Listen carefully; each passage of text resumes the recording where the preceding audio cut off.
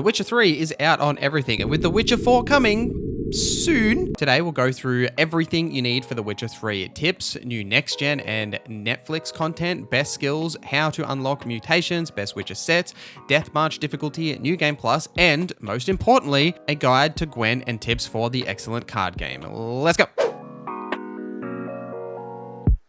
So we'll start with some exploration-y tip things, or like miscellaneous tips, I guess, things that didn't fit in any other category. We'll start with looting everything. And like when I say everything, I mean like literally everything in anyone's house or anything that you can find. Not only will you find a lot of crafting materials, when you're out in the world, you should be picking up any flowers and knick-knacky things that you do see for all of the alchemy formulas as well.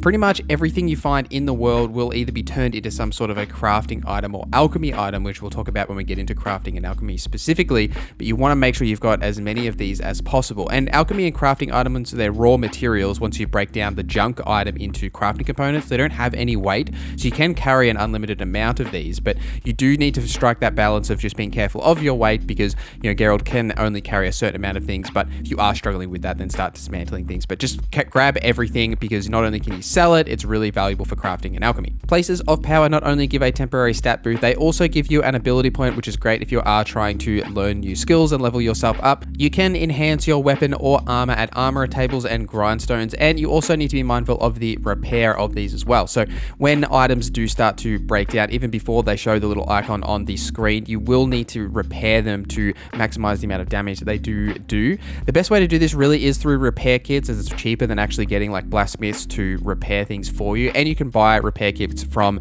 most vendors, and you can even craft your own once you do get the crafting recipes as well. In every new town that you do get to, make sure you check the notice boards for new quests, as well as adding icons to your map. Sometimes they'll add new question marks to your map for you to go and explore. Upgrading Roach is also as important as upgrading Geralt. Roach can upgrade your saddlebags, which will increase your inventory weight. Blinders will increase the horse's fear level, so how fearful Roach is when there are enemies nearby. And the saddle increases Roach's stamina, which is mainly used in horse races, but is beneficial in other things as well. And trophies can give like different passive bonuses that could be anything from experience to just like other stat bonuses as well. The horse races are a good way to get some of these like saddlebags and other horse item rewards. However, you can get the Nilfgaard gear from the Crow's Perch vendor, which is probably the best at the early stages of the game. Then you can just go and grab and buy those. You don't have to do anything for them, so absolutely go and do that. So you can upgrade Roach pretty early, and the main thing is the inventory rate, to be honest. While you are on Roach, if you stick to the roads, you will gallop indefinitely, so you can keep that maximum speed, and Geralt will like auto steer for you, so you don't really have to do anything in those regards. Meditating is absolutely well worth doing. One thing for the time of day, so you can actually get to vendors, but also it will replenish all of your potions in your inventory if you have got the Alkahest in your inventory. And on the normal difficulties, it also refills your health, so you don't have to worry about that. On the higher difficulties, the only way to restore your health is through like food and water, those kind of things. There is a great skill that will benefit this called Gourmet, which will mean that eating and drinking will increase your vitality for 20 minutes. If you are playing on those higher difficulties, absolutely grab Gourmet for that specific reason, so food and drink last much longer and you can replenish your health much better. You can replenish your health from potions as well, but you do have a limited amount of potions. Speaking of those potions, using them increases your toxicity, which is that little bar underneath your health bar. If you do max this out, you will start to lose health, so be careful of that. However, if you use white honey, it will reset your toxicity and remove any of the potion effects, so you can change the potions that you do have active at any one time. And once you've got to Velen and met Kara Mitz, you do meet her as part of the main story. She will eventually give you some side quests. Doing those side quests you absolutely should do as soon as possible, because you will get the magic lamp, which unlocks some secret locations for you later on and some different unique interactions in some quests. So make sure you do clear and side quests once you do get them. Let's discuss making money, as all good witches always need to make money. Doing secondary quests and witcher contracts are both great ways to get rewards and get cash in the early stages of the game, because you will definitely struggle with money in the beginning of the game. You need money for like everything in terms of crafting and all that kind of stuff in this game. Selling items won't make you heaps of money, but it does add up over time, so make sure you are picking up everything from enemies and just like selling them. When you do sell things to different vendors, if you sell them to vendors that are specific to that item, you will get a little bit more. Say for example, blacksmiths will pay more for swords, armorers pay more for armor, innkeepers for food, general merchants will pay more for junk, that kind of stuff. Smugglers' caches and guarded treasures are also great to find those kind of items and different things that you can sell to make currencies. And there are multiple currencies in The Witcher 3, so for the most part you only use crowns. Crowns is the currency that you use. However, you'll pick up orens and florins just from different items and things in the world. And if you go to Vivaldi's bank in Novigrad, you can actually exchange the orens and florins just for the straight crowns, so you can actually use them. You probably won't even realize how many orens and florins you are carrying. If you just go there and then hit the button, you'll just get like a ton of crowns that you can use in other ways. Crafting is a big part of Geralt's journey, and the best gear in the game is the Witcher gear, which you can only get from crafting itself, and it's absolutely critical to do, especially on the higher difficulties. Now, for the crafting menu itself, you can only craft at like blacksmiths and armorers. They will only allow you to craft like a blacksmith for like swords and weapons, that kind of stuff, and armor for armor, that sort of things. When you are crafting and you're looking in the items and the actual resource cost involved, they will cost resource as well as gold. For resources, before you actually just buy them off the vendor, you may as well look into the dismantling menu, as a lot of that junk that you've been picking up, you can typically dismantle it into crafting components that you can then use in these crafting different menus. And if you do use some of these items or even dismantle them into different crafting components, you might be able to actually just craft the item that you do need, like a plate or, you know, some kind of iron ingot, rather than actually just buying that to save yourself those extra coins. But you really should be doing this and actually crafting gear, as it's definitely the best gear you can get, especially the Witcher gear, which eventually you'll get those treasure hunts to be able to go and find them out in the world. They are absolutely well worth doing.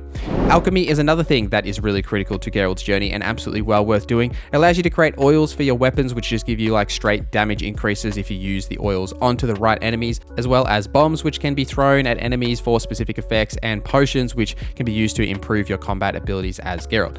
Now, the important thing here firstly is the bestiary. So when you're looking for monsters, you want to find out what they're actually vulnerable against, and this can be signs or potions or oils, what have you. You want to make sure that you're applying these specific potions or oils to your weapons based on the beast that you're actually trying to fight, so that you can get those stat increases as well. And in a lot of cases, in the same way as crafting, you're going to need to make those oils or bombs or potions or whatever it is in the alchemy menu. You don't need a vendor in order to do this. You can do this as long as you're not in combat. You can create oils and what have you, but you will need to make sure that you do have those requirements for the items that you do need. And for the most part, they just come from the different flowers and things that you find throughout in the world, as well as different herbalists, which are a great way to get some of these alchemical different items and crafting components, which you will find throughout the world. So familiarize yourself with the bestiary so you know what oil you need to put onto your weapon, so you can just get that damage increase straight up, and then use the potions or the signs that are specific to that encounter so you can get those extra bonuses as well. Speaking of those signs, let's just cover them quickly so we know what each one does. Ard is like a force push sign that can be used to break things in the world, to allow you to access like secret areas or just like push enemies over. Axii is used to stun enemies, as well as if you get the upgrades, you can make enemies fight for your side. And it's also used in conversations. In some scenarios, you could use Axii to get things to happen specifically for you. It's well worth upgrading for that reason as well. Yerden is a slow trap on the ground in like the area around you. It is absolutely perfect to be used against wraiths and certain enemies that'll slow enemies inside that kind of area, so you can actually attack them much better. Well worth familiarizing yourself with that for those types of enemies. Igni is the fire sign, which will allow you to cast like fire around you, or as you get the upgraded, you can basically just flamethrower from your hand. And Quen, which is my favorite, and the defensive sign, which everyone should be using, and especially on the higher difficulties. Initially, just the normal cast of this will allow you to have like a protective barrier around yourself, but eventually you can upgrade this so that the barrier will heal you and do other things as well. Quen is a fantastic skill to use, and it's also worth pointing out that if you want to set Quen on yourself, you can do that before starting a combat encounter, so you've got that effect active as if it's like a free sign cast, as signs don't really cost anything outside of combat. Your stamina will like immediately regen, and then once you're in combat, you can then like cast something else, or even just recast Quen once it does get removed from the enemy, so you can cast things for free in that way. So let's start with the cool thing, or the most cool thing, I guess, which is how to start that Netflix DLC quest so that you can get that sick armor and weapons. So they have added a new side quest called the Eternal's Fire Shadow in Velen, and this is how you get the Silver Sword and the Steel Sword and just the general armor set from the Netflix series. So in order to do this in Velen, just near the Devil's Pit, kind of like close to the Hangman Tree as well, if you travel there, there'll be a priest here who will start this quest. I won't really show you the quest itself. It's relatively long-ish, and it's actually quite interesting and well worth doing, so we'll avoid spoilers here. I won't really show any of it, but at the end of it, you will get the diagrams for the initial armor set get to in order to craft, which will be at level 20, and you'll get another quest, which is a scavenger hunt to go back to Kaer Morhen so that you can get like the master crafted and the grandmaster versions of the armor set, which you can craft, which will be like the other versions of the Netflix armor, but the swords will basically remain looking the same. So then you need to go to an armorer in order to craft this gear, and you can just really go to any like journeyman, blacksmith, and armorer in order to make the gear. You just need to have the right components in order to make it, and then once you've crafted it, it just as you normally would any of like your Witcher gear or other gear, you'll be able to wear this cool armor. They also did add the photo mode as well, which you can take some nice photos of the new armor and other things as well. CD Projekt Red also added 2 new alternative appearances, one for Dandelion inspired by the Netflix Witcher series, and one for the Nilfgaardian armor set as well, but it's the set from the first season, the one that kind of looks like a ball sack that everyone memes on. So you can choose to either have this on for the memes or just stick with the Nilfgaard armor from the original game.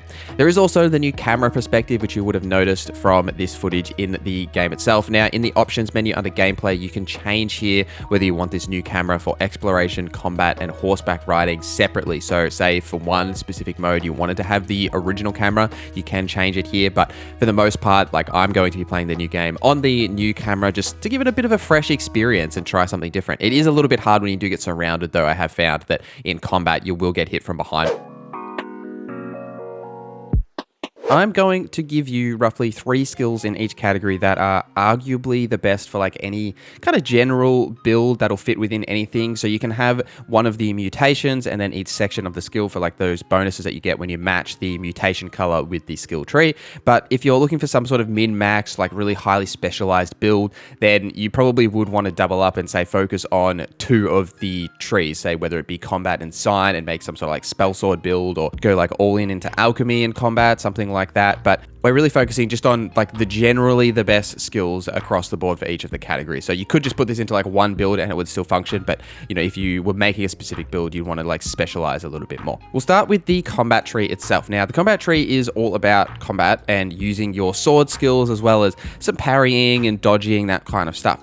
Now, the first decision you want to make in this tree is whether you are going to focus on light attacks or heavy attacks, and pick the corresponding skill for muscle memory for light and strength training for heavy. This skill will increase the damage of your light or heavy attack respectively by a certain percentage depending on how many points you put into this. But regardless of your build, if you're using these attacks regularly, you're going to want to pick one of these. You really only want to invest in one of these because there is certain armor as well as other skills that will buff either your fast attacks or your heavy attacks. So you want to lean into one of those 2 different lines and then use those skills for that reason. Arrow deflection is also a very useful skill that you can definitely use in the early stages of the game. When you parry, you then block arrows that are coming towards you. Bandits are terrible at doing this. You can replace this much later down the line with like a protection from the rune right guy, so you don't even have to do anything with it. You'll just automatically deflect arrows, but well worth getting in the early stages. And then back onto that heavy or light kind of scenario, you either want to pick Whirl or Rend. Whirl is a amazing skill linked to fast attacks where Geralt will just spin his sword around constantly and deal tons of damage to everyone that's around him. It does consume stamina while this is active. And then Rend is, I guess, kind of like the heavy version of this where Geralt will like lift the sword up. It's a very slow attack and then he'll like drop it down. It will deal tons of damage and ignore additional defense from the enemy. It's a great skill as well. But again, it depends whether you're leaning into heavy and light, and we'll talk about a little bit more of that when we get into some of the general skills and focusing on how to do that. The sign tree is next, and this is all about those magical signs that you can cast with Geralt. There is a couple here that we're going to call out. We're going to start with the Igni skill, Melter Armor, which for Igni, which is a fire spell, this will allow you to weaken the enemy's armor up to 75% when you do max it out. Any chance you can get to lower the enemy's armor will just increase your damage overall, and Igni is such a powerful spell just on its own, so buffing this in any particular way is a good thing to do because it's so useful in so many scenarios. And basically along those same lines, Exploding Shield is a skill related to Quen. Quen is your protective shield, and it's essentially like the best sign in the game. And even if you're not buffing it with any like specific skills, you're probably going to use Quen to some regard. Exploding Shield is just like the great like first option for this, and then once you can get access to it, Active Shield will give you like an active version of it where you like hold the button down, and anytime enemies hit it, it'll actually give you vitality as well. It is a fantastic skill to just get health back in combat if you're struggling, especially on higher difficulties. You just need a little bit of that barrier around yourself, get some vitality back and keep rolling. Delusion is a skill that can be used in combat to make it harder for enemies to reach Geralt and like stun them, that sort of thing. But the main purpose of Delusion is actually out of combat, because you'll get certain unique dialogue options and in conversations where you can use Axii, and in some of these scenarios you need to have Delusion equipped and to either like level 1 or level 2 depending on what that kind of like charm, I guess, like skill is. So it's important to put this on for most builds. If you're looking to be some kind of sweet talking Geralt, you will want to put this on. The alchemy line is next, and the alchemy line focuses on a couple of things. Alchemy is your bombs, so the bombs that you throw at enemies. It's also your oils that you apply to your weapons, as well as the potions that you consume. So there's a lot of different things in alchemy, and you would kind of need to think about, what you find the most value out of. Do you use bombs a lot? Then if you don't, there's not much point in, buffing your bomb damage. Same for, oils, which you absolutely should be using though, and same for potions, that sort of thing. The couple skills that we'll call out here is Poison Blades is a really valuable skill, which will add a percentage chance to poison enemies when you have an oil applied to your weapon. And in a lot of those tougher fights, well, basically all the tougher fights, you will have an oil applied to your weapon because they're typically those boss encounters with monsters, that sort of thing, and you're going to put that oil on your weapon, so you get that poison chance by putting that on. In that same line, further down in that line, Protective Coating will then lower the amount of damage you take from enemies that have that oil type, if that makes sense. So say if you've got the Spectre oil applied and you're fighting a Spectre, that Spectre will do less damage to you because that oil is active on your blade, if that makes sense. They just like a really good synergized spells that work together. Frenzy is also an absolutely hella useful skill for like literally any build. So what happens with Frenzy is when an enemy is about to like counterattack or attack you, time will slow down briefly to give you time to either like parry or dodge, that sort of stuff. Really useful build to avoid damage in a lot of scenarios, especially on like say higher difficulties where taking damage is really a bad thing because it will deal so much damage to you. Synergy forces you to spend a lot of points into alchemy just in order to get it, but it is worth doing as it does increase the effectiveness of mutations in those active slots. So we talked a little bit earlier about how when you apply a skill to like a certain section and match it with a mutagen, it'll increase the effectiveness of that mutagen, say like increase the attack power that it's giving you. This synergy skill will essentially do that, but it will increase the bonuses that you get for all of these different sections. So regardless of your build, if you're using any kind of alchemy skills, this is a really good skill to have because it just gives you more passive bonuses. That could be vitality or attack power or sign intensity, whatever you've put into those mutation slots. This will just make them increasingly more effective. The general skill tree is next. Now, don't sleep on the general skill tree like at all. We're going to go through a couple extras here because there are so many valuable skills in the general skill line that just do a lot of interesting things that I guess, for the same regard, they're called general because they don't fit within the other categories, but they are absolutely well worth using, and they're kind of so powerful because they don't synergize with any of those mutations. We'll start with some health regen, and health regen is super important, especially on Death March because you can't heal just from meditating. Sun and Stars will greatly increase your health regen during the day, and at night it'll increase your stamina regen. So essentially you get a passive bonus just for having this equipped. Now the health regen isn't heaps, like it's nothing to sneeze at. Any health regen is good, especially on Death March, but it just gives you that little bit extra outside of combat so you don't have to waste any kind of food. And speaking of that food, Gourmet is like one of my favorite skills in the game. Food and drink regen will go from 10 seconds to 20 minutes. 20 minutes is a long time, and you can just then pop one food and then never have to think about it for the next 20 minutes. And plus you combo that with Sun and Stars and Gourmet, you get that little bit extra health regen as well. Great for inside and outside of combat. Survival Instinct is also pretty good, especially on the higher difficulties. Just give yourself some extra health, can't really complain there. School techniques, whether it be light, medium or heavy, whichever one you're focusing on here, you want to pick one of these, whether you're wearing the light armor, the medium armor, or the heavy armor. And this coincides as well whether you're using the fast attacks or the heavy attacks, because the light armor fits better with the light attacks and the heavy armor fits better with the heavy attacks because those armor sets typically buff your light or your heavy attacks, right? So depending on what armor you're wearing, you will want to pick up this school technique. It'll give you bonuses depending on that armor type as well, which just like synergizes with whatever build you're picking up. And so picking up that school technique is really important. Rage management is also super invaluable for sign builds. So if you don't have enough stamina to cast signs, you'll use adrenaline points instead. So you can get more signs out more quickly in combat rather than waiting for that stamina to regen. And in that same vein, adrenaline burst can further buff this because it'll increase your adrenaline point gain. So you'll have more adrenaline points to then cast more signs, and then you're not waiting for that stamina regen all of the time, which is the main crux of like signs, and that's how they're balanced, is having to wait for stamina. So if you can avoid doing that using adrenaline points like this, it's absolutely valuable. There is also the mutations, which you can unlock to get those extra skill points that you'll see, like in my endgame build, there's a couple of extra skill slots there compared to early game stuff, but these are essentially just like extremely powerful skills that whichever one you have active will make those middle skill slots that type, right? So if you've got like a combat one active, you have to put combat skills in them, that sort of thing.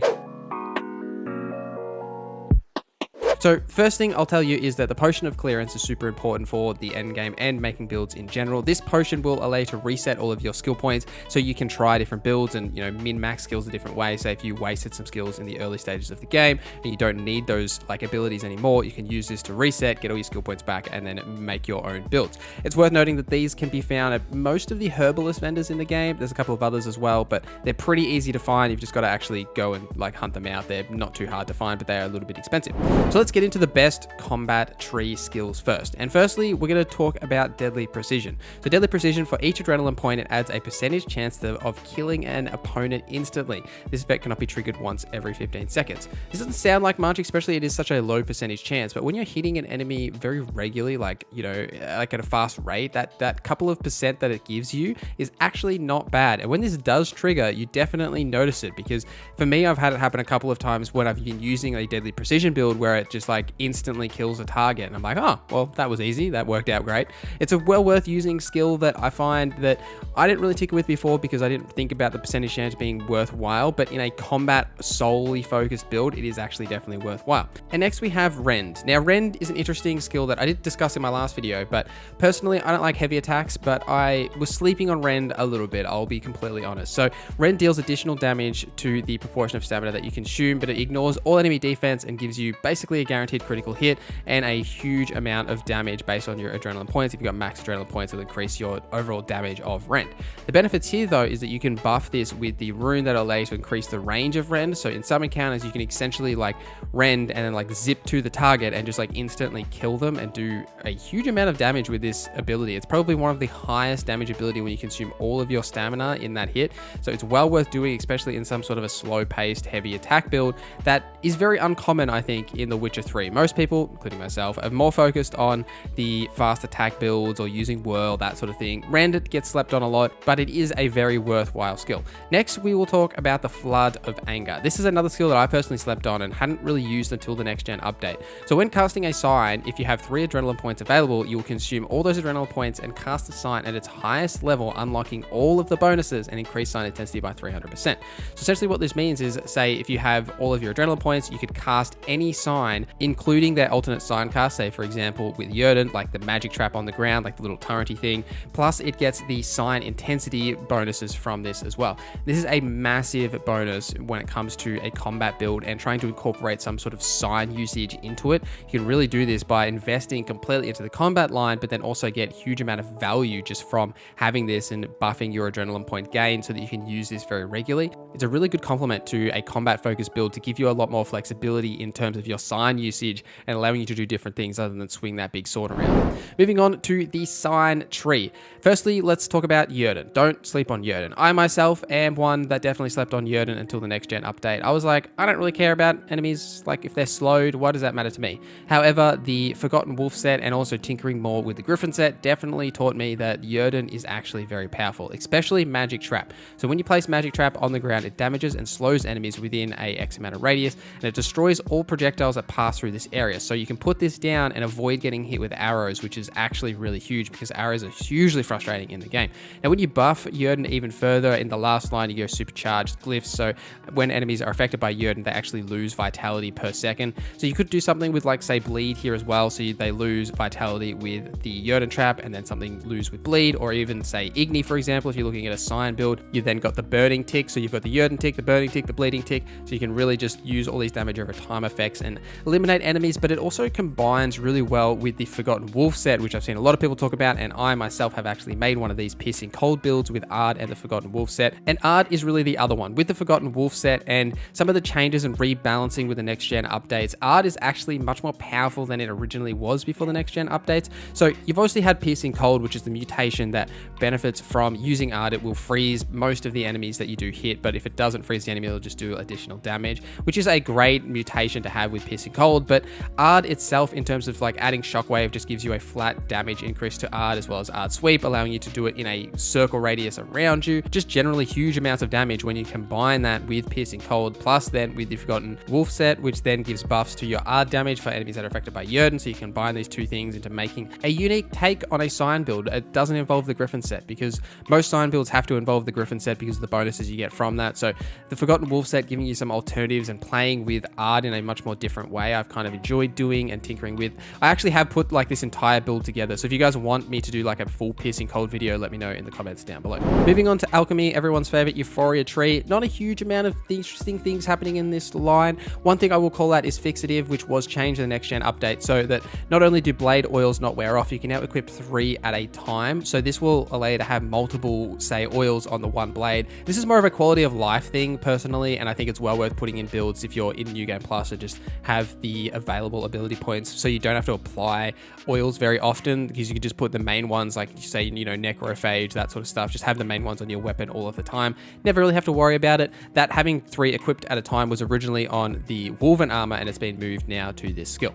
Synergy, we've discussed in all of my videos, but worth calling out that you should put that in any build that it can actually fit into to increase your mutagen bonuses by 50%. And next is a bit of a two-parter that I think gets not included a lot in different builds, but worth calling out. So we've got a combination of Killing Spree and Hunter's Instinct. So Killing Spree, if your toxicity is above 0, each opponent killed increases critical hit chance by 30%, and Hunter's Instinct, so when adrenaline points are at maximum, crit hit damage against the target is increased by X amount. So this will essentially give you a 100% chance to critical hit, or as close to that as possible if you are above toxicity and you're buffing your critical hit chance in other ways. Plus then Hunter's Instinct, when your adrenaline points are at maximum, that damage percentage increase is actually huge and well worth investing into. So you can make a crit hit build out of these two skills, and even combining that with Euphoria or something, which I know people like to do.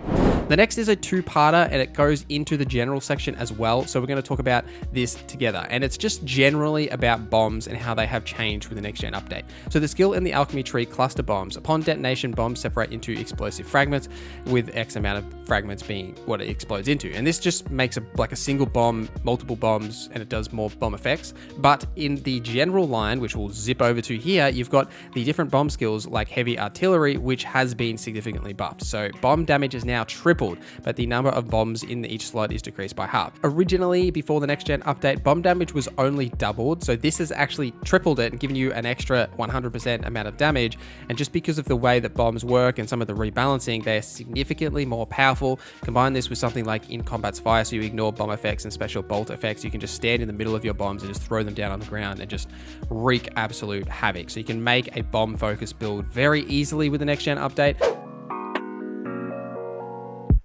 We'll firstly talk about how to unlock these mutations.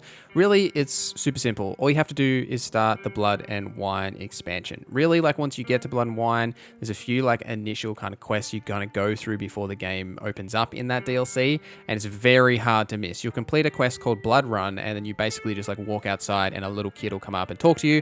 They'll give you a letter which will unlock the quest, Turn and Face the Strange. And once you do this quest, you'll then unlock these extra skill points as well as the Mutations tab for you then to invest in. That's really all you have to do, is just do that quest, and then you'll get that. It happens very early on, and even when you firstly travel to Tucson, it even tells you about like paying attention to when that kid pops up, because you unlock them from there. But enough of that, let's get into the ranking. I'm ranking these from worst to best, and it is based on my own testing and also my own opinion for some of these, like depending on what I think is better than that, you know, if they're very similar in that regard. So you might have a different opinion. Let me know that in the comments down below. We're going to start off with the worst on this list, number 12, Toxic Blood.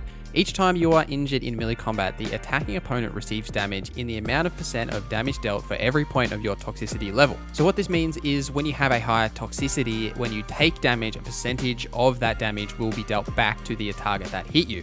Now, the interesting thing about this is that it's almost just outclassed by a rune itself, Retribution, that you get from the rune right, which gives a 30% chance of returning a portion of the damage received to the attacker. And you've got to invest so much just to even get Toxic Blood, and it doesn't give you that much damage dealt back to the target. I even tried to combine this with the rune and make some sort of a build where you would want to take damage in some regard, some alchemy things and high vitality, but it just doesn't really work, to be honest. There's so much better options. Plus, like, because it's only alchemy that you get for those extra 4 skill slots in the middle, by using Toxic Blood, you may as well then go into one of the other mutations, which is like so much better in every single regard. So it doesn't have a whole lot going for it. Moving on to number 11, and that is Cat Eyes. Crossbow damage is now increased by X to X. The values depend on the crossbow used, and the crossbow critical hit chance is increased by 50%. Crossbow bolts pierce and knock down and stun enemies, as well as if the target is at full health, they will lose 15% vitality. This mutation will allow you to put alchemy and combat skills into those 4 extra skill slots. Now, I did make a build specifically for this, which is my crossbow build, and figuring out whether you can make this work, and you kind of can, and go watch that video if you want a full breakdown of it, so I won't really rehash any of that information here, but it does kind of work. It's just not really the best option, especially if you want to use something else in some sort of a different route, and you wouldn't really be using this unless you're only using crossbows in combat, like that's your only focus. But there is some benefits to that, and it does kind of work, but it's not really what I would personally focus on. Moving on to number 10, and that is the mutated skin. Each adrenaline point decreases damage received by 15% to a maximum of 45%. This is an alchemy and combat mutation, so you can put those in the 4 extra slots. I'm kind of interested in this one. I like it, but I don't like it at the same regard. There are better options, but you can make an alchemical and combat build with this by putting them into those slots with the bear set, giving you good resistances. The bear set already has really solid resistances anyway, so I don't necessarily know if you need these extra bonuses. You could then invest those points into something else, but it does make you pretty unkillable to that regard, so there is benefits to it, but it's not the best option on this list. You're probably better focusing on something else, like number 9, and that is Deadly Counter. Deadly Counter, so sword attacks deal 25% more damage to human opponents immune to counterattacks and monsters, and if the attacker's vitality is less than 25%, a counterattack immediately triggers a finisher. This is a combat mutation that is better than it does sound, as kind of like reading at a glance, you're like, oh, counterattacks, I don't really use counterattacks, moving on.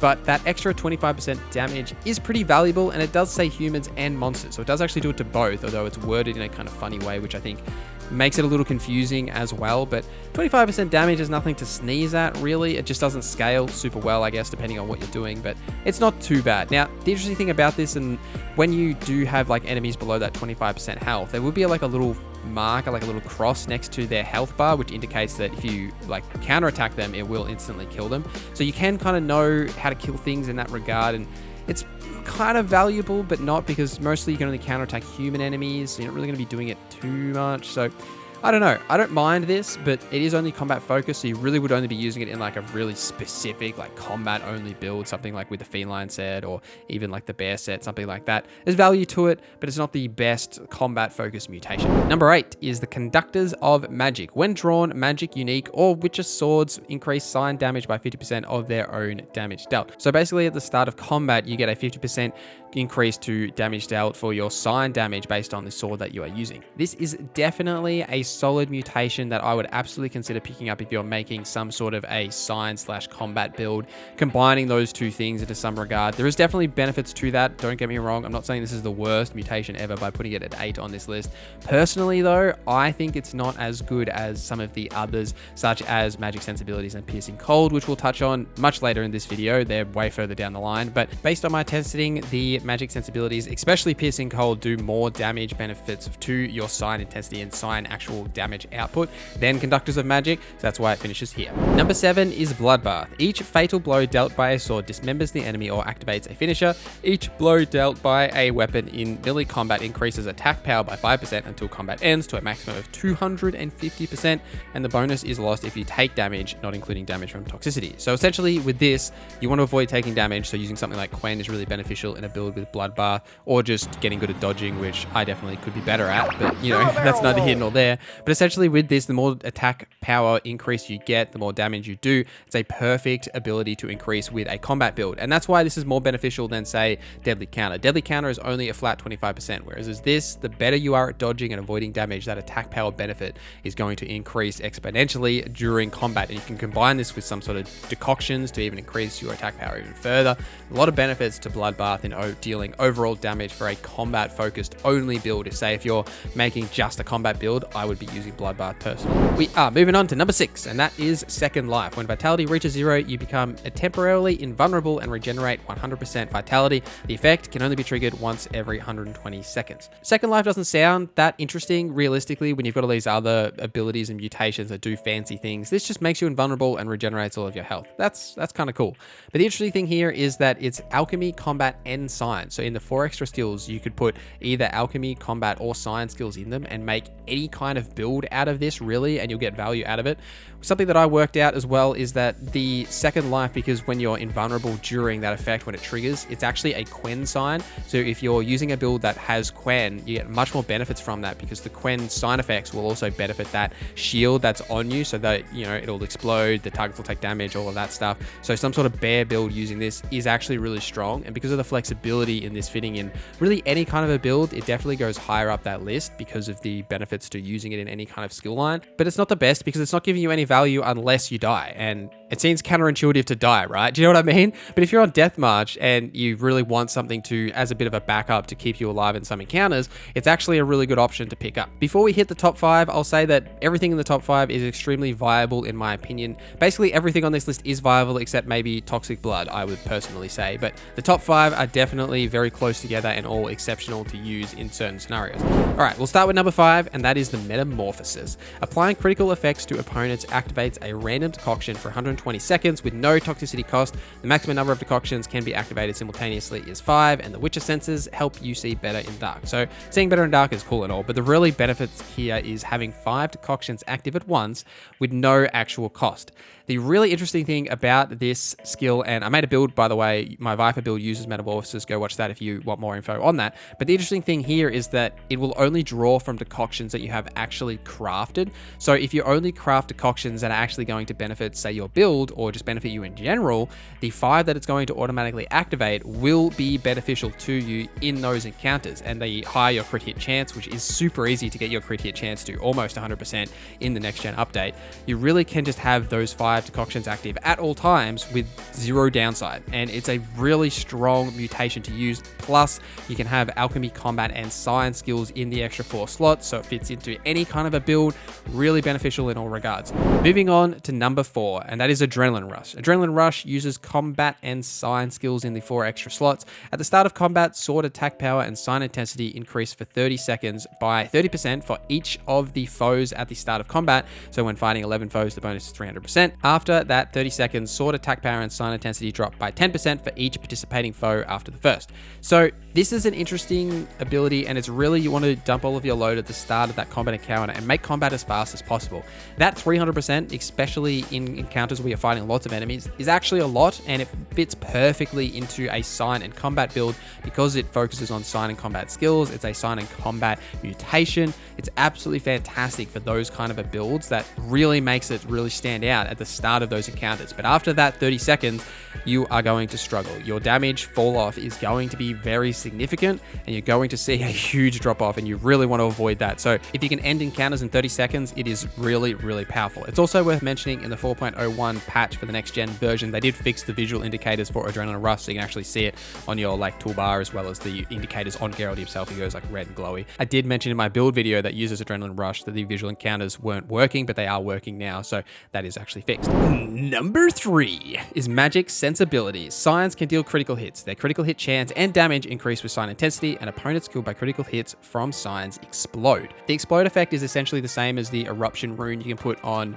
your chest piece when you use Igni and enemies die from Igni, they explode. It's essentially the same as that, but exploding enemies is pretty cool. But having signs crit and having a crit chance and crit damage is actually not a bad effect to have. It does increase your damage by a significant amount. The downside here is that it only can put sign skills into those extra 4 skills, so it has to be basically like a Griffin build, or even, Forgotten Wolf set. Maybe if you're looking for some sort of a pure sign build, you definitely can use this and see great success from actually critting with those signs and the amount of damage that they can do. It is definitely a solid option. It's just not the best of these options. The best of these options is number 2, and that is Piercing Cold. When the Ard sign is cast, it additionally has a 25% chance of freezing opponents. Opponents knocked down and frozen simultaneously die immediately. Opponents who are not frozen are dealt an additional X percentage of damage. This is really strong and extremely powerful, especially with the new Forgotten Wolf set. You can make something really good with that. But even just the standard Griffin set using Jurden, sort of a build with Ard,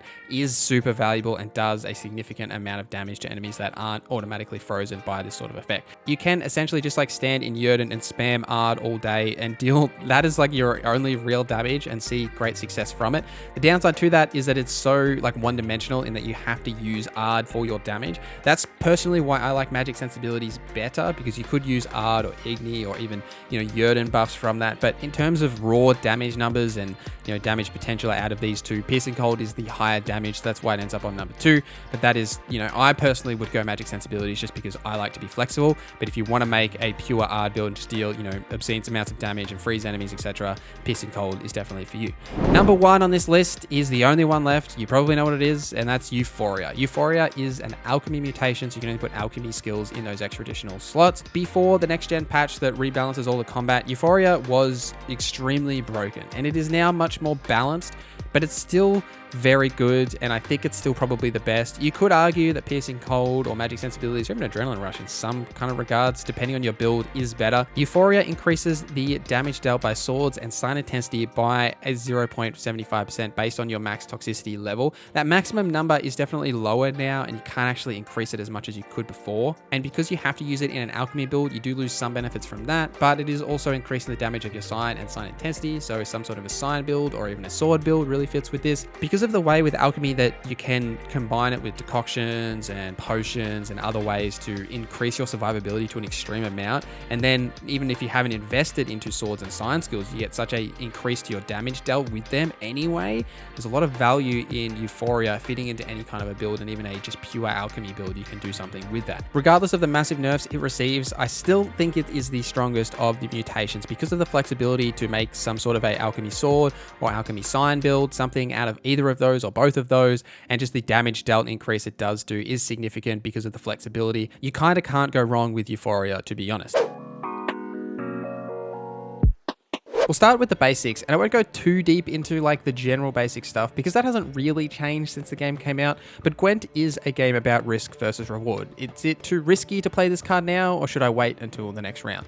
The main basics of Gwent are simple, but they leave a lot of room for complexity and some kind of strategy building.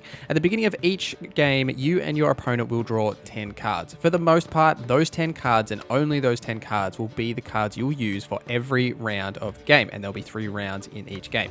Your hand will usually consist of the combat cards, which will be placed in one of the 3 rows: close combat, range combat, or siege combat. You'll have weather cards as well as special cards. A coin is flipped to determine who goes first, and the game is afoot. The player with the highest amount of total power after both players have passed for that round wins that specific round. You will need to win 2 rounds out of the 3 to actually win the game. The power levels on the cards themselves can be affected by weather cards to reduce their power, or buffed by things like the Commander Horn to double the power in that row. The balance here really is deciding when to play those cards, in what order to play those cards, and to get the most total power in 2 of the 3 rounds in order to win. That's the basics. Now let's get into some of the nitty-gritty stuff. So we already covered the combat rows. Let's talk about card abilities. Certain cards will have these little icons next to them indicating that they are some kind of ability or effect that they can do. There was additional abilities and effects added into the game with the Skellig deck as well as with the Hearts of Stone. So let's go through the abilities. Agile cards can be placed in either the ranged combat or the close combat row, and once they are placed, they cannot be moved for the remainder of the game. Medic cards will allow you to choose 1 card from your discard pile and play it instantly, except for heroes and special cards. This allows you to summon cards from previous rounds or cards that may have been destroyed by Scorch. Morale boost cards add +1 strength to all units in that specific row that they have been played, except for themselves. Muster cards will automatically find any cards with the same name in your deck and your hand and play them instantly. If you are carrying a lot of muster cards, you want to make sure you've only got 1 of them in your hand so you don't remove too many cards from your hand at once. Spy cards are probably the most OP card in the game, and they will be placed on the opponent's battlefield and count towards their total. However, it will allow you to draw 2 additional cards. Now, as we've already discussed, you only draw 10 cards at the start of a game. The more spy cards you have will then allow you to draw more cards, and essentially, the more cards you have, have, the higher your percentage chance of winning the game is. Tight Bond is another ability. When placed next to a card with the same name, it will double the strength of both or even more of those cards. And the last kind of uniqueness to the cards is the hero cards. Now, these are specific types of cards that can't be summoned or affected by things like Scorch or Commander's Horn. Whatever the effect is, that is static and won't be changed by any of the other special cards that can be played. That is all the card abilities, but cards can also be affected by different special cards like weather cards that can be played to add different effects, as well as cards will have some of these effects on them just via their own nature. We already touched on weather cards briefly, but the weather cards like Biting Frost or Impenetrable Fog will affect the specific row that they are for and set the strength of those cards to 1. It is possible to manipulate that 1 strength to increase it in various ways, but across the board for the most part, that is what the weather cards do, other than Clear Weather, which will clear all of the weather effects. Commander's Horn will double the strength of all of the cards in that selected row.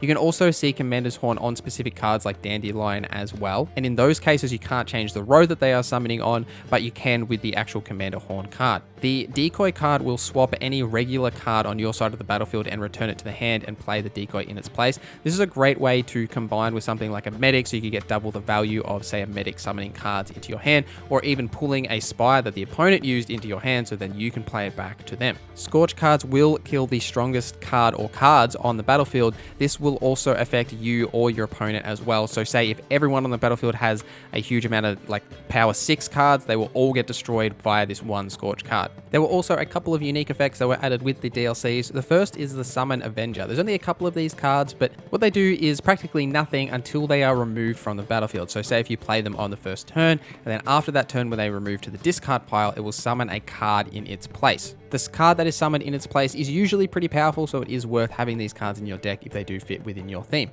And the last is the Berserker and Madrome kind of combo. So the Berserker ability will transform those cards into a bear if the Madrome card is in its row.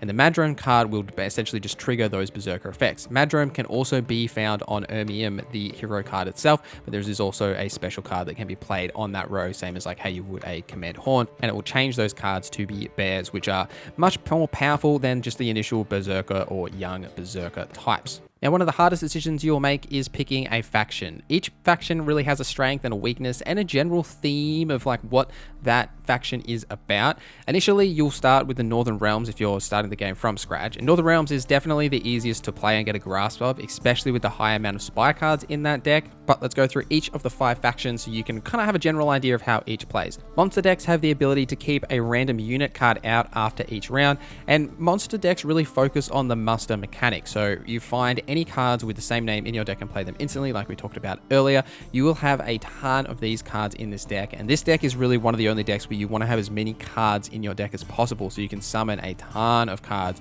as well as using things like Commander Horn to really maximize the amount of strength you have on the battlefield. Nilfgaard decks focus on high power standalone cards, special cards, and spies for the most part. They are a great progression if you started with Northern Realms and looking to try something else. The ability for Nilfgaard decks will have you win any round that ends in a draw. So if you do draw with the opponent, you'll just instantly win that round as a Nilfgaard deck. Nilfgaard decks have a lot of high power cards that don't really have any special effects on them. So that's really the balance there, is you might have like a card that has 10 strength, but it doesn't have any kind of special effects, say like being a medic or something like that. Northern Realms is the easiest deck and the one that you start with. Now, the ability here will grant you an extra card upon winning a round. So when you win a round, you just get an extra card, and we've already discussed how good that is.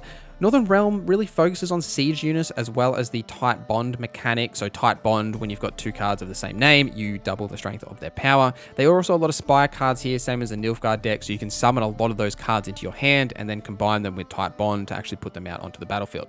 Scoia'tael decks are focused on the agile mechanic, so agility cards that can be placed in either the ranged or closed combat row, which gives you a lot of flexibility depending on, say, if you're playing a monster deck which like to use a lot of close combat, you could play them in ranged and then play something like the Bited Frost, something like that. But the ability here will allow you to decide who takes the first turn. In most cases, you want to set that as your opponent so that they're drawing cards and putting them down first. The Skellige deck was added with the Blood and Wine DLC, and the ability here will summon 2 random cards from the graveyard to be placed on the battlefield at the start of the 3rd round. And a lot of their cards are really focused on that Berserk mechanic, which we touched on earlier, as well as things like Tight Bond, and essentially just like outlasting the opponent, because you get the ability to summon those cards cards from your graveyard as well. So really unique compared to the other different decks. The big question is, how do you get new cards? The first thing I'll tell you is to go to Novigrad and pick up the Miraculous Guide to Gwent book. There is a gentleman here who will sell you this book, and it'll essentially tell you how many cards are left that you need to get, either from random just like scrubs that you can fight against with Gwent, or actual like unique cards and the regions that they are from. Now, the random scrubs that you will fight, you can only win one card from each opponent, and after that they'll just give you like a random thing. The card you win is random, drawn from like the selection of just like random cards. Most vendors and merchants will be able to play against with Gwent, and certain merchants, especially innkeepers, will actually sell you Gwent cards as well. So make sure you're checking those inventories to actually buy Gwent cards. It's a great way to actually get an abundance of cards, especially in the early game when you're just trying to like get good cards for Gwent. The best way to do that is to go to innkeepers and merchants and actually just buy cards so that you can actually beat the players that you're trying to fight against with Gwent. And there is also a bunch of missable cards that are linked to the different quest lines in the game. I'll throw up a list here of the different quests that you may want to pay attention to that will have unique cards involved in them. I wasn't really sure if I should break these down directly or just like tell you the names of the quests, because if you haven't played the game before, I don't want to spoil anything for you, but these are the names of the quests and the general area that they're from, so you can go and do those. We've covered a bunch of tips and tricks just throughout this video, but the one thing we haven't talked about really is like deck building tips.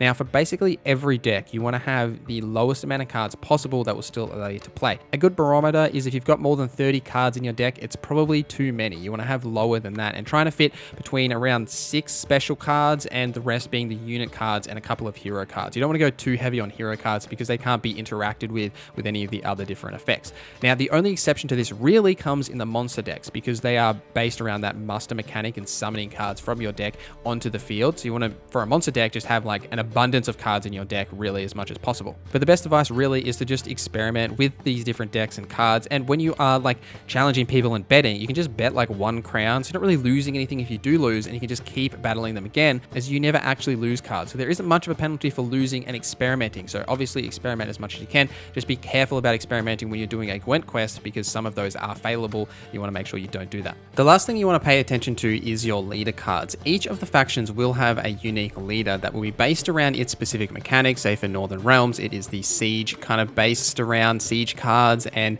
the weather cards. You really want to find whichever one of these works best for you. There is probably one, more or less one, I would say, in each of the factions that is the best, and I'm kind of showing you it here now. But for the most part, it is really dependent on what the deck you are using and what you're trying to look for in the build that you are making.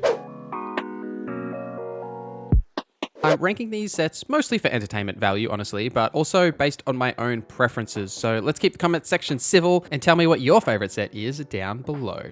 As a quick note, I'm also not going to be ranking like the starter gear or that initial, Serpentine set from White Orchid, because they don't really count. So let's start with the worst. That is the Viper set. Now, this set looks great. I actually think it's one of the better looking sets, but there's a lot of downsides to this set as a whole. Firstly, we'll talk about the Witcher set bonuses. All of the other sets at their Grandmaster variants have a 6 of 6 set bonus that you get for wearing them, and this will give you certain buffs or like passive bonuses. This set doesn't have one. The other thing about this set is that it also doesn't have any additional passives. A lot of the other sets will increase your attack power or your sign intensity or something along those lines, kind of benefiting towards pushing certain builds, whereas the Viper set is just all about really resistances in terms of its stats. It's a medium armor set, though in this footage I have turned it into a light set, which it honestly should be a light set. I really think it should be a light set, but anyway. There are 4 others that are all significantly better than this set that have their own bonuses and buffs, etc, etc. It's not the worst set in existence, right? Like, the swords themselves, how they increase your critical hit damage and critical hit chance, as well as your chance to poison. It's a little weird that they increase your Ard sign intensity, but that's neither here nor there. It's an interesting set. It comes with the Heart of Stone DLC. I don't mind it, but it's definitely on the bottom of this list for all of those reasons discussed. Next on the list is the Earth Sign or the Bear set. This is a heavy armor set, and which that means is that it has high armor, but it also lowers your overall stamina regen. This is a really interesting set. It's the only heavy armor set in the game, which definitely gives it some, benefits or points in its direction. However, it's a tad strange. So let's talk about the set bonuses first. So the set bonuses for the Bear set, the 3 out of 6 is when a Quen shield shatters, there is a chance a new one will be cast at no stamina cost. And then the 6 out of 6 is damage dealt by abilities involving Quen sign is increased by 200%. So realistically, if you're reading that, you're like, I should make some sort of a Quen sign build with this set, right? But then that is contradictory to the fact that it's a heavy armor and it lowers your stamina regen, and you need stamina in order to cast signs. Other than the armor having really good, just like high armor and resistances, especially to monsters, the armor also increases your ability point gain, which is useful if you're making some ability point build, but you wouldn't really be making some sort of offensive ability point build with this set unless you're turning it into like a medium or a light armor or something along those lines, which you definitely can, nothing wrong with that. It's an interesting set, but it just doesn't synchronize perfectly when you talk about those set bonuses with what's actually on the gear. Some of the other sets, it's really clear what the focus is. We'll get into those in a little bit, but you know, they have such a clear focus to make a really strong build out of that really everything fits together neatly. Whereas the bear set looks pretty solid, but it just doesn't fit together neatly. The one thing also, just on a side note, I love the top half of this set, like how it like hugs around like Geralt's neck, but I hate the bottom, like when you're running and it kind of looks like you've got like a skirt and it just doesn't like animate properly, like the physics of it. So definitely lose some points for that. But anyway, we'll move on to the Forgotten Wolf set. This bad boy is that new Netflix set that was added. I do quite like this set, especially how, you know, the initial version you get is like the season 1 armor, and then when you grandmaster it, you actually get like the Netflix like season 2 armor. Also, why was this given a grandmaster set and the Viper set wasn't? Moving on. For this set, it's really a medium armor set that focuses on and Yrden and combining those two together. The armor set's main focus is on increasing Yrden's potential, especially when combining it with Ard. The 3 out of 6 bonus here increases the duration of potions, and the 6 out of 6 bonus Ard deals additional damage to enemies affected by Yrden. So essentially you want to make some sort of Yrden Ard build in this, but it's also a little strange that the 3 out of 6 is related to potions when this is a medium armor set that you would probably be making a sign build out of. So you could definitely make some sort of sign / alchemy build with this, because you can combine those two things together with the set bonuses. It also gives passive bonuses to attack power and adrenaline point gain, as well as a little bit of Yrden sight intensity. The swords themselves, despite the fact that they look a little weird, like they don't sit properly on his back, they're actually pretty good. So you get sight intensity for this, you get adrenaline point gain, you get critical hit damage, you get critical hit chance. You also get a chance of bleeding as well, which is quite unique for these pieces of gears, just to be on the weapons themselves. So it's quite an interesting set as a whole, right? You're looking to make some sort of a Yrden build and combine it with Ard, and then use Ard as like your potential damage dealer. So this is really a set that you're looking to make an alchemy / sign build, but also a little bit of combat power because of that attack power and chance of bleeding as well. This set has a lot going for it. It's in a similar space to the bear set where everything doesn't fit together neatly. It's just got lots of different things happening, but I really actually like this set, especially how it looks, and I think you could definitely do something cool with it and make some sort of a Yrden Ard build, a bit like my Griffin endgame build, but then switch out Igni for Ard. I did talk about that a little bit in the videos, what you could do with that. So you could definitely make a really high damage potential Ard build with that, maybe with Piercing Cold, but for the most part here, this is just so you can look like Henry Cavill. Number 4 is the Feline set. This is the only light armor set of these Witcher gears, a bit like the bear set is the only heavy armor, which is a little strange again on top of it. Now let's talk about the set bonuses and then break down everything else. So set bonuses for this: 3 out of 6 strong attacks increase fast attack damage for 5 seconds by 10% for each piece worn, and 6 out of 6 rear attacks deal 50% more damage and also stun opponents at the cost of 1 adrenaline point. Now, the passive bonuses for this set will give you attack power across the board. It has really low resistances and armor because it is that light armor set. So that's really the trade-off. It is just like a glass cannon as much as you could possibly think. Like, that's the real focus for this set. I like a lot of things about this set, but there's some things that I don't like. For one, the Grandmaster variant having a hood, do not like that. We can get rid of that. Second is there's a little weirdness with the weapons in that it also increases your Ard sign intensity, but I don't really know why that is, because I don't know why you would make an Ard build with this when it is so heavily focused on like attack power and, you know, increasing your chance to bleed, just already having that passive on the weapons themselves, and how everything's about the fast attacks for this build, especially when you combine it with the cat school technique for fast attack damage. That's really the focus for this set.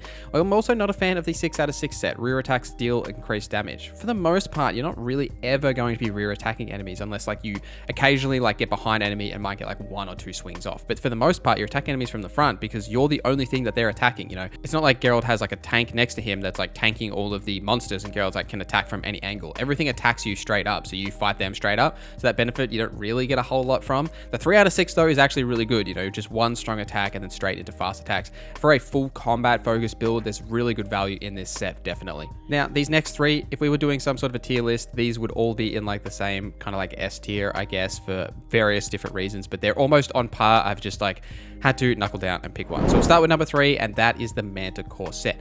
Now, this Manticore set did have its set bonuses changed with the next gen update. There's one other set that did. Even without those changes, this set is extremely strong for alchemy builds. So we'll start start with the set bonuses. The critical hit chance and critical hit damage are also applied to bombs, and bombs are thrown without any delay. And the 6 out of 6 is the maximum number of charges for each alchemical item is increased by 1. So you can throw more bombs and they can also critical hit, and it's just a good time. So the thing with this set in general is it's really about the alchemy set. So the passive bonuses on the gear itself will increase your max toxicity. They also increase critical hit chance, which is quite unique as well. The weapons themselves increase armor piercing as well as a chance to bleed and some crit hit damage, that sort of thing. This set is like perfectly designed to make some sort of an alchemy build with Euphoria and some sort of attack power combo with the armor piercing and the critical hit chance, critical hit damage bonuses you get from this set.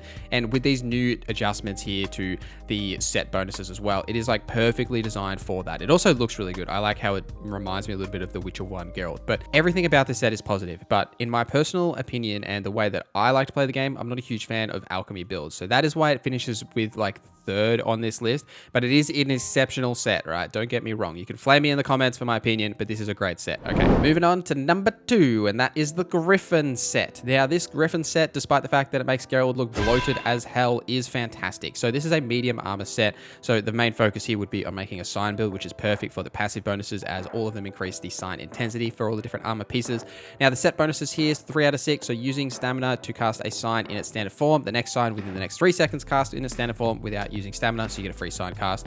And 6 out of 6 is the size of Yrden traps is increased by 40%. While you are within a Yrden trap range, your stamina regen is increased and your sign intensity is increased and the damage you receive is reduced. So essentially, if you stand in a Yrden sign trap, you get maximum stamina regen, sign intensity, and you take less damage. So really, you can make some amazing build out of this with the Yrden sign, and you also get free sign casts as well. You can put something on the chest piece like protection, so you can always start fights with Gwent and then just get 2 free sign casts after that. It's just brilliant. Like, I really like this set for those regards. Also, on the weapons themselves, they increase your sign intensity, crit hit damage, crit hit chance, that sort of stuff. Pretty standard there, but this is a perfect, like a literally perfect set to make a sign build out of, which is why it's really good to be a medium set for this, and so why something like the Forgotten Wolf set gets bumped down a lot because of how it doesn't have that like perfect synergy in terms of its set bonuses and its medium set and sign intensity, that sort of thing. Whereas this is just solely focused on a sign intensity focused build and making like a pure sign build.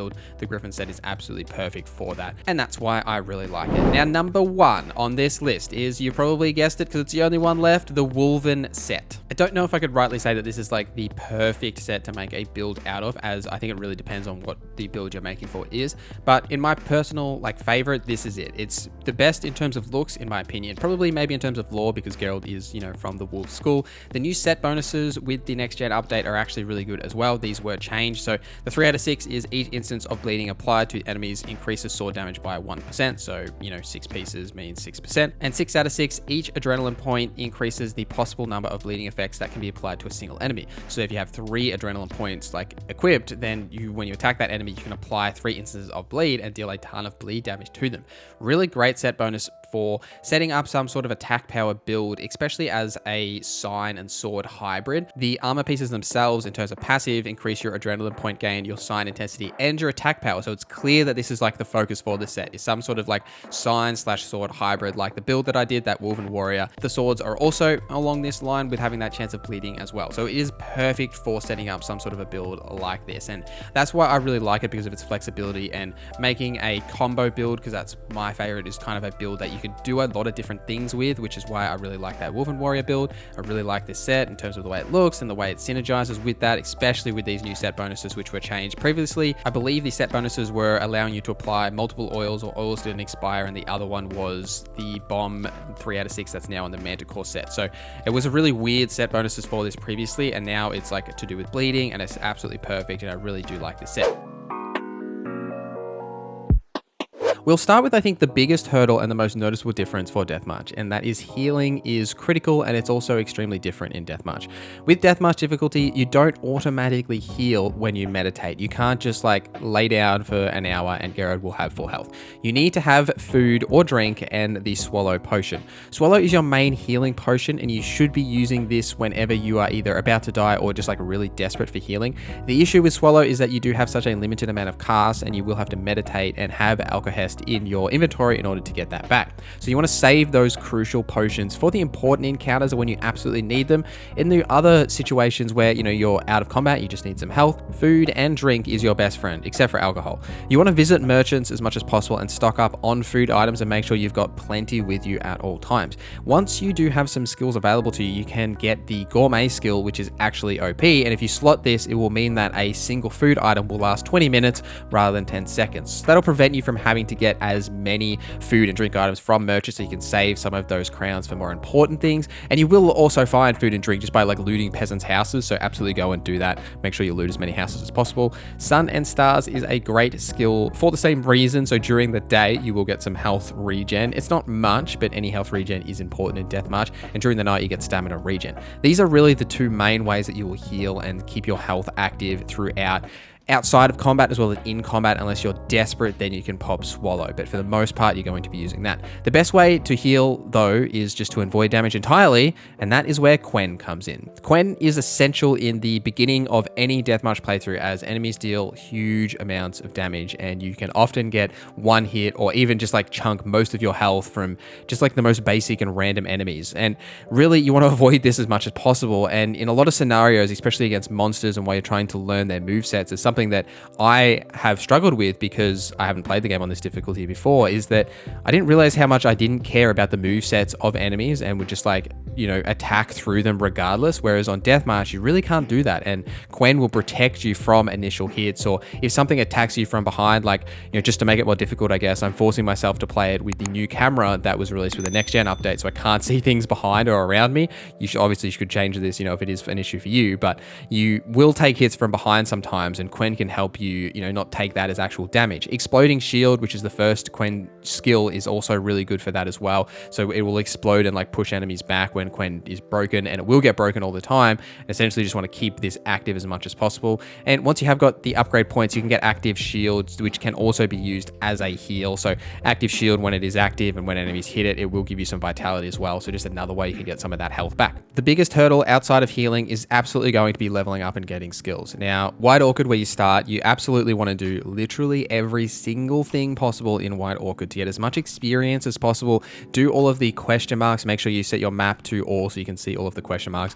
Do everything in White Orchid. This will not only give you experience, materials, XP, alchemy things, all sorts of stuff, but it will also just help you level up. Get experience in the Deathmatch difficulty mode, level up, get some skills, learn how to play the game on this difficulty and get used to the different rhythm, because it is a slower paced rhythm in Deathmatch, I have found. You also want to be bargaining for any contracts that you do have. There is one contract in White Orchid, but make sure you're bargaining for contracts. Crowns are really important in this game mode, so you can actually repair your gear and buy things that you do need, like food and drink.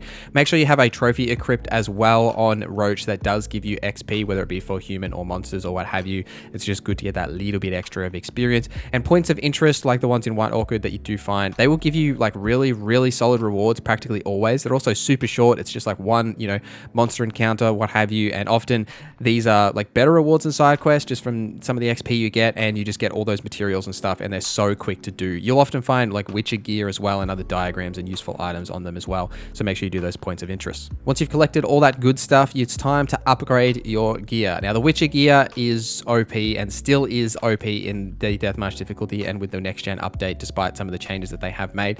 The new My Rewards gear helps you fill the gap until you can get the Witcher gear. So if you do sign into your account, go into the My Rewards at Yennefer's place in Vizima, you can grab the new My Rewards gear, like the White Tiger set. It's a fantastic level 7 set of gear that will tie you over until you can get that Witcher gear. So it's just good to fill that void rather than spending tons of money on just random other gear that you might find. Also loot everything for those reasons. So you want to have those crafting components and alchemy things so that you can upgrade and craft that Witcher gear once you are able to in the game. The more preparation you put in before you even get into a combat encounter is absolutely well worth doing. And speaking of preparation, that is our next major tip. So before any Witcher contract or any major boss encounter, monster encounter, what have you, you do want to learn what they are weak against. And the bestiary is super important for this. In some of the other difficulties, you can kind of ignore the bestiary. Some Witcher contracts will force you to read it and find out what you have to use, but you can just kind of ignore it, but here you really can't. You absolutely need to have the potions and oils and bombs and what have you that are weak or vulnerable to that monster type so that you can deal that extra damage, because damage numbers are really important on Deathmarch, especially in the early stages of the game. And while you're doing all that looting and exploring, you will find these, diagrams and things that you can actually craft the potions and oils and bombs and those things. And the more that you have and the earlier you can get these oils and things, the better you will do in those combat encounters with those monsters. It's also important to meditate before those encounters to make sure you've got as much potion stock as possible. Even on quests, like if you're like in the middle of a quest and you're out of potions, just like meditate on the ground. It literally doesn't matter. Save often as well, like before these encounters or after these encounters as well. I can't tell you how many times I've like done even just like a point of interest and then gone to the next one and been like, oh, that looks hard, I'll give it a shot, and then died, and then my save file was back even before the first one. So you got to make sure you are saving a lot, make sure that you're well stocked and prepared to actually take on the challenge that's ahead of you. And when you do get into that combat encounter, let's talk about some combat tips. So keep Gwent up, like we mentioned earlier. Gwent is super critical, but the other signs are also really valuable to use as well. And speaking with the bestiary, we're kind of putting everything together here in that you want to use the signs that are most effective to the monsters you're fighting. Say Yrden for wraiths, that'll like slow them down when they're inside the radius. Axe is really good for ghouls to like stop them from doing, their random little like attacks where if you hit them, you take damage. Axe is also great to stun enemies, to like stun lock like one enemy if you want to focus on another enemy. You can kind of do this a little bit in some encounters by like focusing one enemy. If you attack them, especially monsters, a couple of times, they'll jump backwards, and then you can use that to like get them away from the pack a little bit, so you can like focus on that enemy. It's like worth noting that in terms of its combat flow. And against monsters especially, you can't block. If you block a monster, you will get stunned, but you can dodge monsters and you should be dodging. It's also worth pointing out that the difference between dodge and roll. So if you just like press the dodge button, you will dodge and you can like sidestep, but if you hold block and then dodge, you will like roll, so you do like a full roll. Rolling is really good against larger enemies, so you can get out of their like flight path wherever they're like traveling to, but dodge is really good for smaller things. Parrying and blocking humans are absolutely well worth doing. Humans is like the easiest enemy in the game. It's still pretty much the easiest in Deathmarch because you can block and parry them to your heart's content, and really focus on that combat flow and play defensively. And if you do get into encounters that are too hard, just run away. Geralt runs away from his problems all the time. His responsibilities as a father, his relationships, everything in between. Geralt's used to running away, so why not run away from the enemies as well? Firstly, let's talk about things that you need to do before you start a New Game Plus playthrough, and then we'll talk about what carries over, and then I'll give you some tips and tricks and that sort of stuff. So firstly, before you start a New Game Plus, you need to make sure that you have essentially grabbed everything you want to take with you and know what does come with you and what doesn't. Firstly, something I'll mention is to go and grab the Arendite Silver Sword. You can grab this sword in the Blood and Wine DLC. Now, this sword doesn't scale with your level. It does scale with whatever level you originally get it at, but it does have a damage increase every time you kill a certain amount of enemies. Its overall damage will increase, so it will kind of level with you because of that passive mechanic it does have on it. So it's a great silver sword for New Game Plus that'll really set you far ahead from what you may expect. If you start out at the game with just what you get in New Game Plus, you'll definitely see a big success from using Arendite.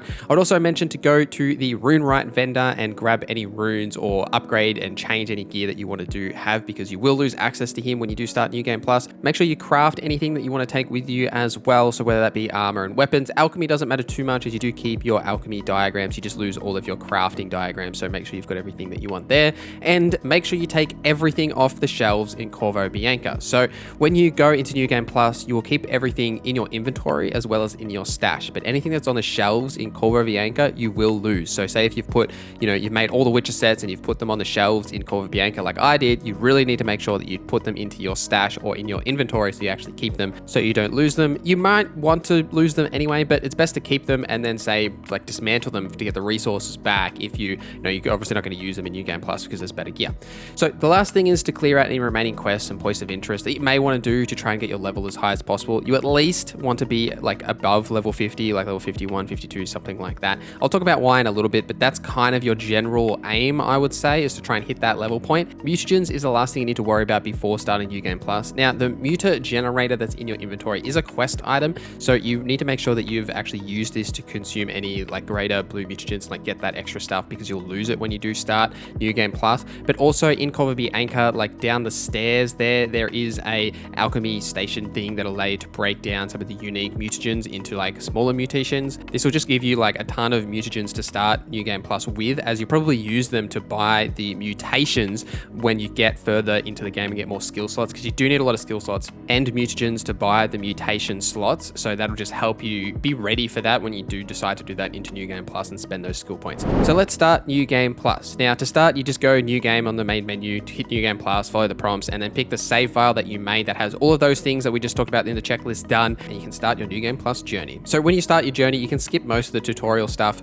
Some of the like scenes in the tutorial will just auto skip, like having to, fight Vesemir again in the tutorial, that sort of stuff will just auto skip. But what does carry over into New Game Plus is your skill points, your levels and experience, the mutations and the mutagens that we talked about, as well as your alchemy formulas and the actual alchemy things themselves, so oils, potions, bombs, that sort of stuff, and anything that was in your inventory and in your stash. So anything that you had with you will come with you into the new journey. I also noticed that a weird thing, your hair and like beard will change back to the default, I guess because of the Vesemir scene where he like shaves his beard and stuff. But I thought that was weird that, you lose your cool haircut. But anyway, so the things that don't come with you into New Game Plus, firstly is your home in Cobbleby Anchor, any map exploration that you have done, all your crafting diagrams from the original game, any quest progress. So, obviously the rune right vendor that we talked about, Cobbleby Anchor is a quest. Anything that is a quest progression thing, you'll lose all of that. All your Gwent cards, unfortunately, you'll lose all of those. That's probably the worst one for me. I wish you kept your Gwent cards. Any of the quest items, monster trophies, and books and letters, all that stuff you will lose into the New Game Plus. New Game Plus does change a few things. So the main thing that it changes is essentially everything is 50 levels higher across the board. So say if something was like level 2 in the original game, it's now level 52. So all enemies will be 50 levels higher. All your quest levels, so when you pick up a quest and it says, the recommended level is whatever, it will be 50 levels higher than the original. And there is also new legendary tier gear to collect. So all of the original gear and armor and everything from the base game is still available in New Game Plus. It just has like a legendary marker next to it. So it'll say like legendary Viper armor or whatever it may be, right? So the armor and weapons and everything will be 50 levels higher than it originally was, with damage and armor scaling to match, so that you've got that damage and armor abilities to actually fight the enemies that are, 50 levels higher. So now that you know how it works, let's talk about some tips for New Game Plus. So New Game Plus doesn't affect the game's difficulty in any way, other than the fact that the enemies are 50 levels higher, obviously. The actual difficulty of the game is the same. So you can choose when you are creating the save file to pick, Story and Sword or Broken Bones or Death March difficulty. So if you haven't got the Death March trophy for like completing the game on Death March, it's probably a good way to do it, because you do get all the benefits of starting out with all your levels and everything, which is a big hurdle for the beginning of a Death March playthrough. Because of the extra levels you do get, and you can essentially unlock basically every skill once you hit the level cap, which is 100 in New Game Plus, by the way. The level cap's 100. So you can do a lot of wacky stuff with like your skills and unlock essentially like every skill if you wanted to, and do some weird things with builds. You will get a potion of clearance to allow you to reset your skills at the start of New Game Plus, but you can just buy tons of these in your playthrough even before you start New Game Plus, so it's not a big deal there. And as mentioned, the level cap is 100, so everything will stop kind of like scaling at around that point. One of the hardest things I think in New Game Plus is finding gear that will scale with you, gear that's also usable.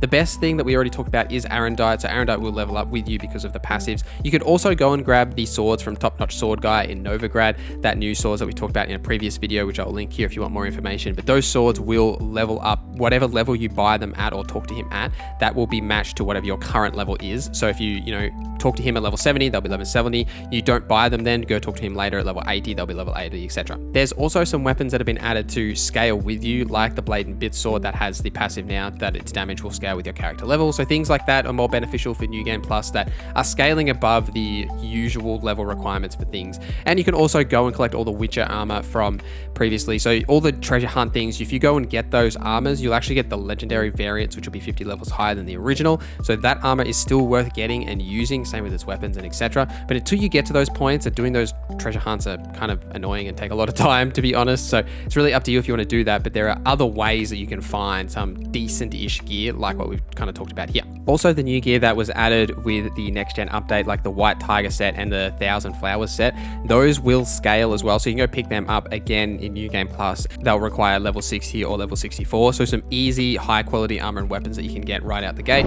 So why play New Game Plus? I think that's a big question, is like, why not just start a new game? And I think there is benefit to that, but also it's a little bit different, like we've discussed in this video. It's a different way to experience the game, but you can also, you know, make different story decisions. You can romance different people. Say you romance Trish, you can romance Yen, vice versa. You can try a new Gwent deck or something, like go and collect any of the Gwent cards that you may have missed on the original playthrough as a fun little challenge for you guys. I think something that I've been tinkering with on my own playthroughs in this like last recent time is turning off the minimap. It can be jarring at first because you don't really notice how much while you're playing the game that you are just staring at the minimap and following the little icon that's telling you where to go. It actually helps like take in the world and that experience if you're trying to force yourself to remember where to go, especially if you've just played the game and you're jumping straight into New Game Plus. You turn that off and you're kind of like focusing on your memory is a little bit of extra challenge to try and do that. And if you use your Witcher senses, the minimap and like quest icons and stuff will just like pop back up. So you can still bring them up. It's not like they're gone forever and it's only in exploration, but it's just a fun little challenge to try. It's also, you know, in New Game Plus, you can try and clear up any of the achievements that you may have missed as well. There's plenty of things you can do in New Game Plus, and I'm actually might try and finish this New Game Plus playthrough that I just started. Looking for more Witcher 3 content? I have an endgame build for all of the best endgame builds, from combat to science to heavy armor to alchemy, even an Henry Cavill themed build, which I'll link right here for you in case you want to be Henry Cavill. Thank you for watching this video till the end. Thank you to our members for supporting the channel. My name is NorZZa, and I hope you have a great day.